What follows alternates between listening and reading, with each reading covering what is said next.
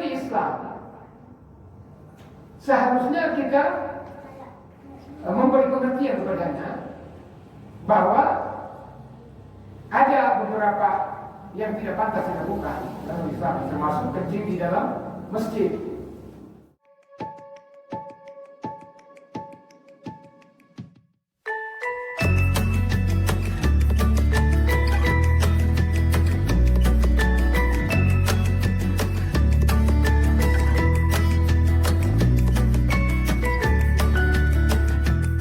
Assalamualaikum warahmatullahi wabarakatuh.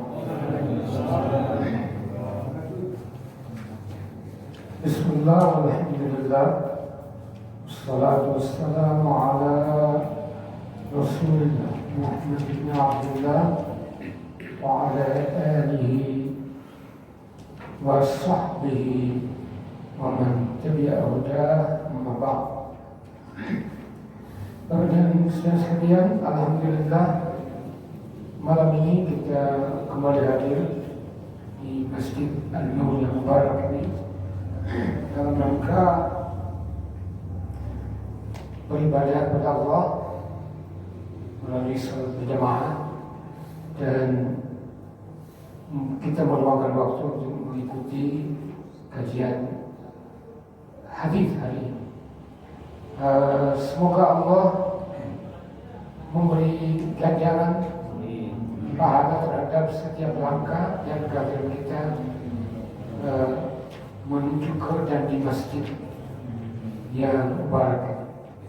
Salawat beserta salam atas Nabiullah Muhammad sallallahu alaihi wasallam beserta sahabat kerabat ahli keluarga beliau dan orang-orang yang setia mengikuti ajaran Al-Quran dan sunnah beliau hingga akhir zaman.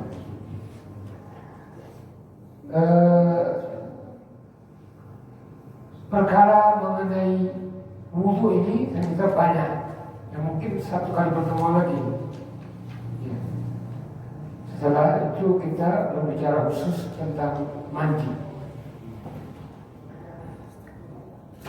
Imam Bukhari kayaknya menghimpun segala masalah yang ada kaitannya dengan wudu. Ya, seperti buang air kecil di sini, kemudian mengenai kencing bayi dan sebagainya. Ini dimasukkan ke dalam kitab wudu. Yang pertama, berwudu bukan karena berhadas. Artinya kita mungkin masih punya wudu, tapi kita ingin berwudu lagi. Kira-kira dengan tajdidul wudu. Ini diriwayatkan dari Muhammad bin Yusuf sampai kepada seorang sahabat yang bernama Anas bin Malik. Anas bin Malik berkata, karena Nabi SAW dulu, Nabi SAW atau Nabi pernah yatawadda'u inda kulli salati. Beliau berwudu setiap kali sholat. Jadi tadi maghrib, isya, wudu lagi. Padahal wudu beliau belum batal. Itu namanya tajdidul wudu. Qultu kaifa kuntum tasna'un? Maka Amr bin Amir ini berkata kepada Anas, bagaimana kalian melakukannya atau melaksanakannya? Qala yujzi'u ahadana al-wudu ma lam yuhdits.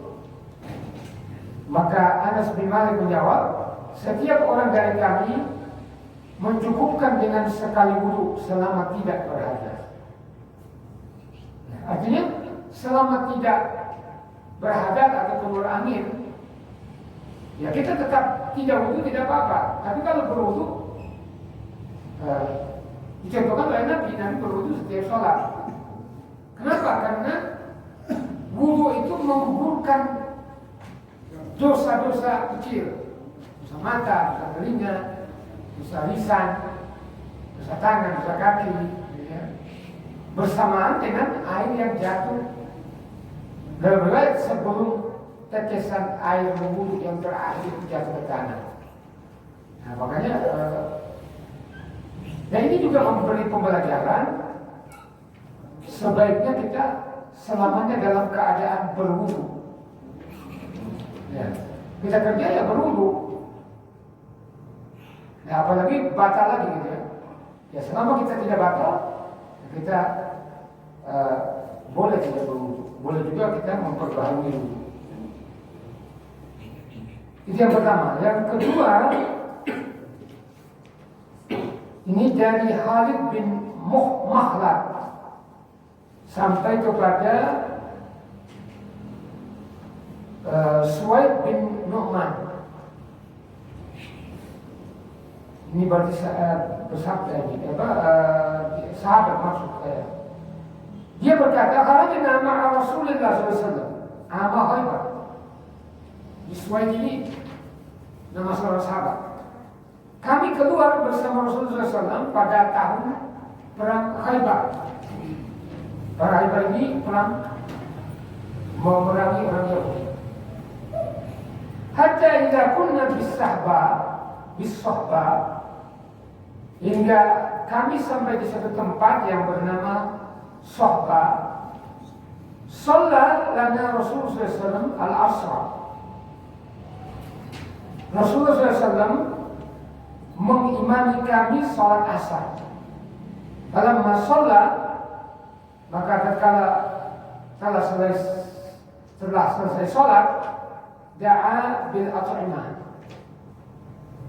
Beliau minta makanan atau disajikan makanan. Falam yu'ta illa bis-sawi. Namun tidak ada makanan kecuali yang terbuat dari kurma dan gandum yang disebut dengan sawik.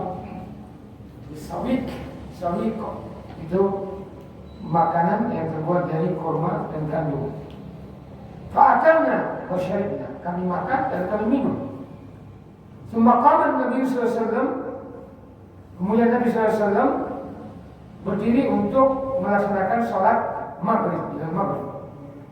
Famadmada, beliau berwudu, berkumur-kumur, summa sholat dan maghrib, kemudian memimpin kami untuk melaksanakan sholat maghrib. Walam yatawadda, dan beliau tidak berwudu. Jadi hadis pertama beliau berwudu setiap kali sholat. Hadis kedua dari asar sampai ke maghrib Nabi tidak berwudu, makan hanya menghilangkan makan-makan yang tersisa di mulut, hanya berkumur-kumur aja. Jadi pemahamannya artinya boleh kita memperbarui wudu kita dan boleh kita lanjutkan dari asar ke maghrib, ya panjang itu, ya kan? Ya dulu ada orang ulama dari subuh sampai isya tidak membatalkan wudu. Dan kira-kira gimana? Ya aneh ya kan? Ya berarti dia mungkin ibadah terus, tidak tidur sehingga tidak berwudu. Ya bagaimana seperti itu? Boleh kalau memang dia bisa bertahan. Tapi ketika kita tidak batal wudu, kita berwudu lagi, ya tidak apa-apa. Nah itu tema pertama ini. Yang kedua, ini mengenai kencing. Kenapa kencing dibicarakan di wudu? Karena boleh jadi orang berwudu ada kencing di sisa-sisa kencing di pakaiannya, ya itu tidak sah wudu. Ya, dia harus dibersihkan dulu lagi atau tidak sah sholat. Nah sini katakan termasuk dosa besar bila kencing namun tidak menjaga kesucian dari percikannya. Nah ini biasanya kita laki-laki yang pakai celana ya kan, di perjalanan ya kalau bisa kita masuk toilet kita buka celana panjangnya, ya kalau enggak dibuka semua lebih tidak ragu-ragu, ya kan? Nah kemudian kita setelah pipis dibersihkan semua, ya baru kita pakai. Ya kalau di rumah no problem, karena kita banyak pakaian. Nah kalau di jalan kita ambil. Ini diriwayatkan dari Utsman, dari Jarir sampai kepada Ibnu Abbas. Ibnu Abbas berkata, Marwan Nabi sallallahu alaihi wasallam bihaitin min hitan al-Madinah atau Makkah. Bahwa Nabi sallallahu alaihi wasallam melalui haid, melewati tembok, haid tembok, hati atau jidar, dari tembok Madinah atau Makkah. Fasami'a sauta insanaini, beliau mendengarkan suara dari dua orang, yu'adzabani fi kuburihima. Nah, ini tanda bahwa di kuburan itu ada siksa. Kedua orang ini sedang disiksa di kuburan mereka. Maka Nabi SAW bersabda, yu'adzabani wa ma yu'adzabani fi kabir. Dua orang ini di dalam kuburan mereka sedang disiksa. Namun mereka tidak disiksa karena dosa-dosa besar seperti syirik. Summa qala bala kana ahaduhuma, kemudian berkata, ya, salah seorang keduanya la yastatiru min bauli. Jadi yastatir itu sebenarnya menutup, artinya tidak steril atau tidak bersih, membasuh pipisnya. Jadi kalau kita lihat orang-orang dari jauh, dari pegunungan, ya datang hanya pipis saja tidak dicuci, tapi ya pakai, ya apalagi orang kafir ya habis pipis ya kayak di Eropa aja mereka ada, sehingga Perdana Menteri Inggris itu membuat larangan khusus, tidak boleh sembarangan kencing di kota. Jadi mereka sembarangan juga kencing. Hingga kota berbau busuk.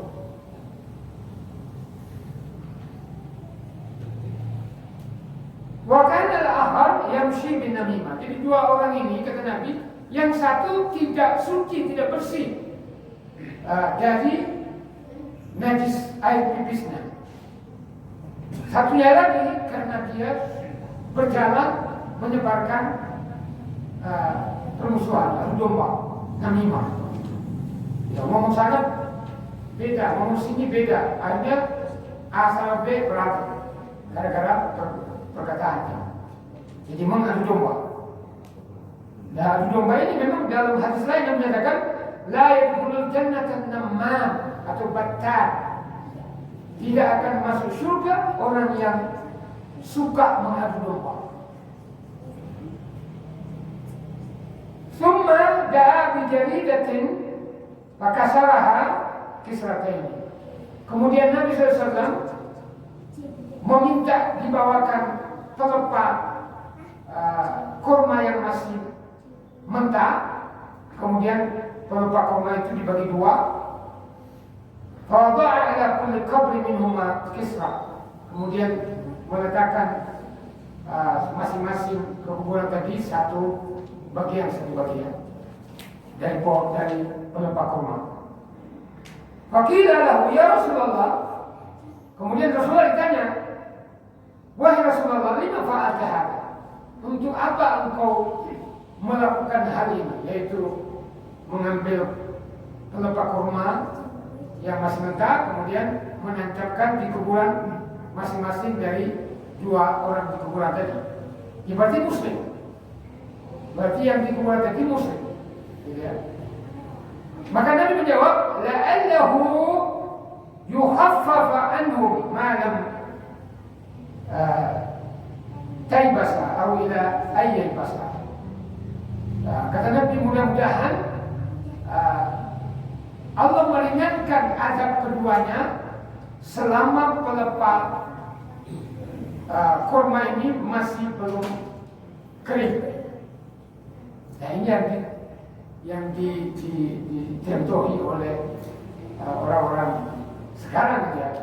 Kadang-kadang di kebun itu menanam pohon jarak, pohon Kamboja, ya terus menerus di situ tidak kering itu kan tumbuh dia.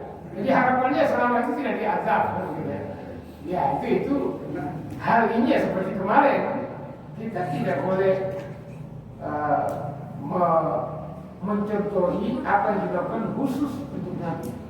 Seperti Pak Umar kemarin, sudah kemudian nah itu Nabi. Nah kalau kita manusia biasa, ya, sekalipun dia kiai, ya dia tidak seperti Nabi, ya kan? Kalau Nabi itu orang suci dijaga maksum, gitu ya. Ya, dan beliau diberi wahyu. Artinya beliau melakukan hal seperti ini sama dengan Nabi Khidir. Nabi Khidir menurut kacamata Musa ya salah membunuh anak, ya kan? Melubangi kapal rakyat, ya. Menurut Musa itu salah, itu dosa.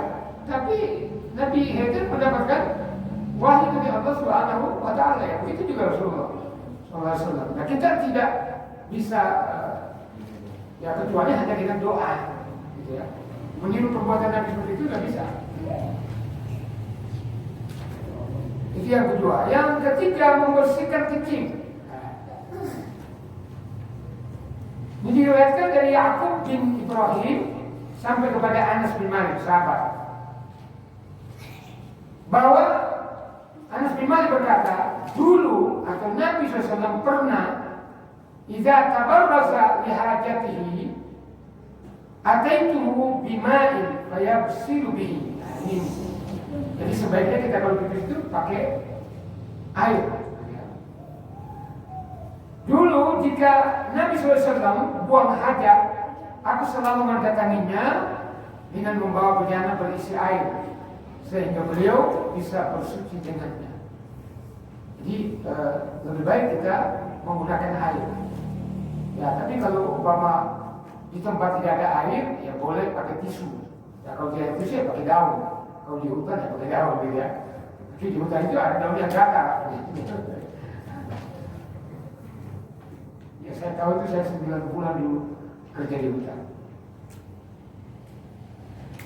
Hadis kedua ini sama membersihkan kencing. Sama dengan hadis yang tadi, yaitu hadis yang nomor 2 ya, yang disiksa. Ya berarti kita lewati karena jadi kadang memang Imam Bukhari berulang hadisnya, tetapi memang judulnya beda.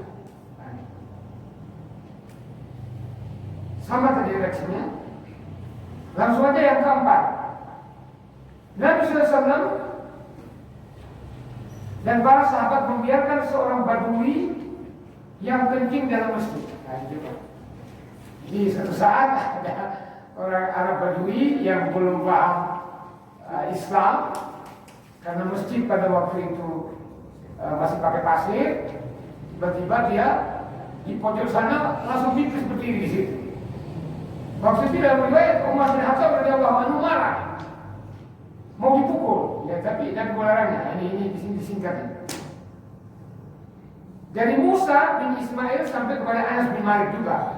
Memang sahabat yang paling banyak meriwayatkan hadis itu adalah Anas bin Malik. Karena Anas bin Malik ketika Nabi SAW sampai di Madinah, beliau langsung mewakafkan dirinya untuk meladeni Nabi tanpa dibayar 100% karena dia punya ilmu. Nah, maka sahabat yang paling banyak meriwayatkan hadis yaitu Anas bin Malik. 10 tahun melayani Nabi. Anas bin Malik menyatakan anak Nabi SAW, bahwa Nabi SAW ra'a Arabiyan, melihat seorang Arab Badui yabulu fil masjid, pipis di dalam masjid.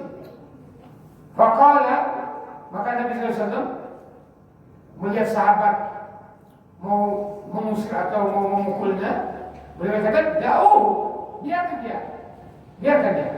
Hatta idza faragha, hingga setelah selesai Arab Rabi tadi kencing, da'a biman, beliau minta air, fasabbahu alaihi, kemudian menyiram bekasnya. Jadi ada beberapa hikmah di sini. Yang pertama, orang yang belum mengerti Islam, seharusnya kita memberi pengertian kepadanya bahwa ada beberapa yang tidak pantas dilakukan dalam Islam, termasuk kencing di dalam masjid. Ya, sehingga Nabi tadi membiarkan. Yang kedua, kalau Nabi tidak melarang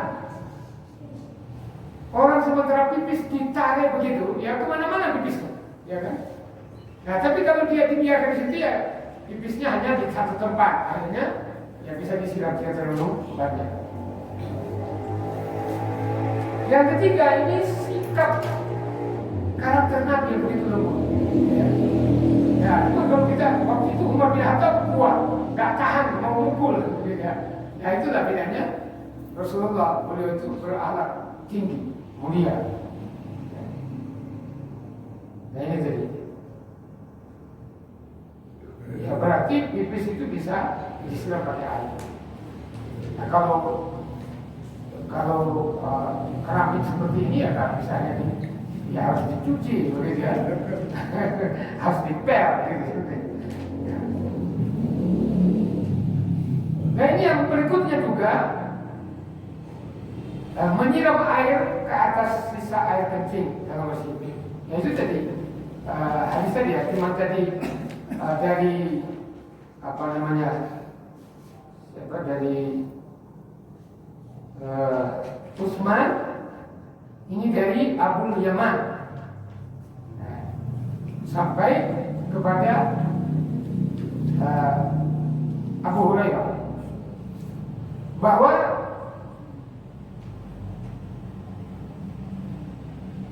Ubaidullah meriwayatkan bahwa Abu Hurairah berkata, qama Arabiyyun. Nah ini redaksinya beda ya, tapi orangnya ini sama sebenarnya, satu waktu. Seorang Arab Badui pedesaan berdiri, kabala di masjid, lalu ia kencing di dalam masjid. Fatana walahun nasa, ini lengkap redaksinya nih. Lalu orang-orang ingin mengusirnya, menghalaunya gitu ya. Maka lalu Nabi SAW, maka Nabi SAW berkata kepada mereka, da'uhu, biarkanlah dia.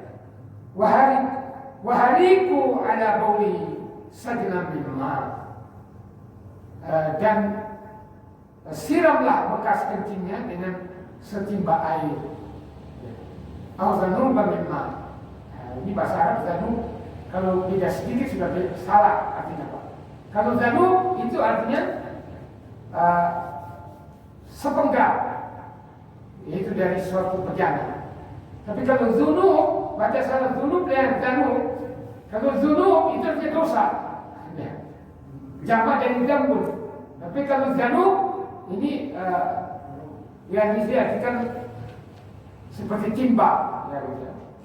Ya, bejana yang digunakan untuk mengambil air, itu namanya zanub. Fa innama bu'istum yasrin, sesungguhnya kalian diutus untuk memudahkan. Walam tub'atsu mu'assirin, kalian diutus bukan untuk menyulitkan. Jadi kalau bisa kita mempermudah, mengapa harus mempersulit? Ya, jadi kita kalau bisa dimudahkan, kenapa harus sulit? Ya sama dengan guru-guru ini. Ya kalau memang anak itu masa sih dalam 1 tahun tidak bisa melakukan apa-apa sehingga dia tidak naik, gitu ya. Ya mungkin dia terpengaruh sama teman, gitu ya. Ya, atau bapaknya kerja di luar kota, tidak ada yang ngurusi. Nah, itu boleh jadi. Ya, kalau memang bisa dia diberi nilai, mengapa tidak? Gitu kan. Jadi yasir wala tu'asir. Kata Nabi dalam hadis lain, permudah, jangan dipersulit. Gitu ya. Permudah, jangan dipersulit. Ya, kayak kemarin juga. Jangan kaku begitu. Ya kan? Ya betul corona, tapi kalau memang di daerah itu tidak terlalu parah, ya kalau ada orang sholat kenapa harus dilarang? Ya kan? Kenapa harus ditutup masjidnya? Yasiru wala tu'assiru. Pemuda jangan dipersulit. Nah, itu. Kemudian mengenai kencing bayi. Nah, ini diriwayatkan dari Abdullah bin Yusuf sampai kepada Aisyah radhiyallahu anha, istri Nabi. Annaha qalat, bahwa Aisyah ini berkata, utiya Rasulullah SAW bisabiyyin. Jadi seorang bayi dihadapkan kepada Nabi, sehingga Nabi menggendongnya. Ini mungkin bayi masih keluarga, karena meriwayatkan ini Urwah ini ponaan cucu ponaan dari Aisyah. Fabala ala thawbihi, lalu bayi itu kencing di pakaian Nabi. Ya, kencing mengenai pakaian Nabi. Pada abimai, kemudian Nabi meminta dibawakan air, fa'atba'ahu iyah, lalu mengusapinya dengan air tersebut. Dia ambil air itu kencing bayi. Sehingga ulama fikih mengkategorikan pipis anak bayi itu bayi najis muhaffafah. Jadi ada najis mughalladhah, ada najis mutawassithah, ada najis muhaffafah. Muhaffafah itu cukup kayak darah, itu muhaffafah. Darah ya itu kecil. Hadis yang kedua ini juga hampir sama ini. Diriwayatkan juga dari Abdullah bin Yusuf.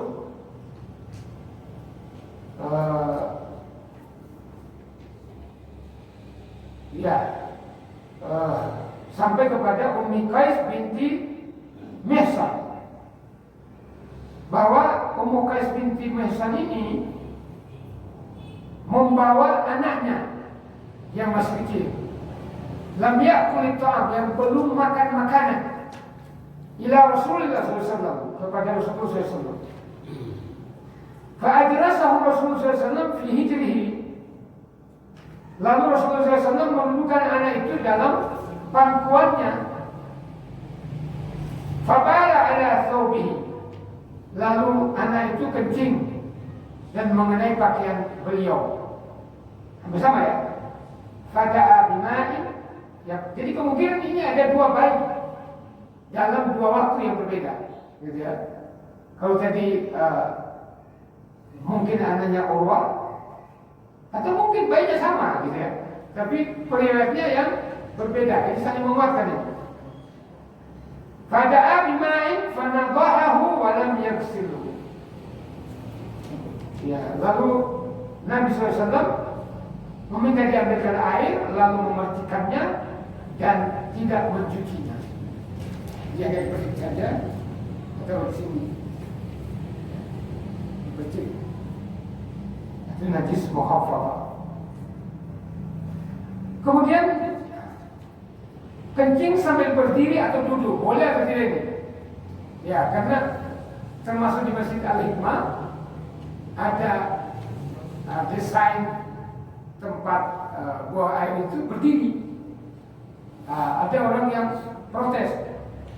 Ya, saya waktu mengatakan ya Rasulullah pernah kencing berdiri, gitu ya. Ya. Tapi ada di YouTube seorang dokter, tapi dia tahu agama, dia bilang sebaiknya kencing itu duduk, jongkok. mengandung penyakit, menghilangkan penyakit. Coba kita lihat dari Adam, terus nama tabi'in ini Adam sampai kepada Hudzaifah. Hudzaifah ini sahabat mengatakan, Atan Nabi sallallahu alaihi wasallam, Nabi sallallahu alaihi wasallam mendatangi Subatata qaumin fabala qa'ima, mendatangi tempat pembuangan sampah suatu kaum, tempat pembuangan sampah di situ, hanya tempat kotor. Fabala qa'ima, lalu beliau kencing sambil berdiri. Nah, ya tentu menutup aurat. Nah, biasanya Nabi kalau kencing sambil lain di dalam perjalanan beliau pipis berdiri, tetapi dihalangi oleh kuda atau onta beliau. Jadi dia dilihat. Summa da'a bima'in, kemudian beliau meminta diambilkan air. Fajituhu bima'in fatawadda, kemudian aku membawakan air, kemudian beliau berwudu.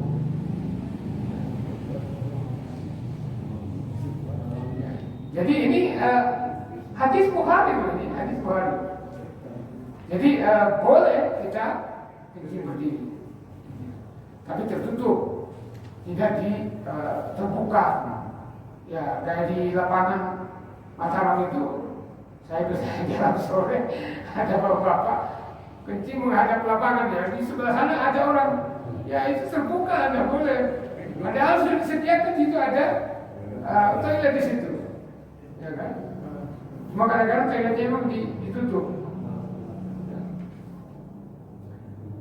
Kemudian kencing di samping teman atau berlindung di balik dinding. Nah, ini tadi. Ini dari Utsman bin Abi Syaibah. Jadi banyak orang mengambil nama Utsman bin Affan jadi kenangan. Sampai kepada Hudzaifah juga. Dia berkata, Ra'aituni ana wa Nabi sallallahu alaihi wasallam natamasya. Ya, aku dan Nabi sallallahu alaihi wasallam pergi bersama, berjalan. Natamasya. Tamasya itu kalau dulu bukan piknik. Saya masih SD dulu. Kalau piknik itu bertamasya. Ayo kita bertamasya. Fa'ata subatata qaumin al-fahari. Maka Nabi SAW mendatangi tempat pembuang sampah satu kaum di belakang tembok. Faqama kama yaqumu ahadukum, beliau berdiri sebagaimana kalian berdiri. Fabala, kemudian beliau pipis. Fantabastu minhu, lalu aku menjauhkan diri dari beliau, jadi tidak dilihat. Nah, beliau sendiri ya. Fa'asyara ilayya fajitu, kemudian beliau memberi isyarat kepadaku agar aku mendekat. Ya. Fakumtu, aku pun berdiri mendekati beliau, inda akibihi hatta faragh. Aku pun berdiri di belakangnya hingga beliau selesai. Nah, di sini dalam keterangan ini tidak disebutkan dibawakan air. Kalau tadi disebutkan ada air, jadi boleh jadi keterangan lengkap ya saling melengkapi. Ada yang kurang saling melengkapi. Ya. Yang jelas bahwa Nabi SAW itu beliau selamanya pipis pakai air menyiram bekas pipis.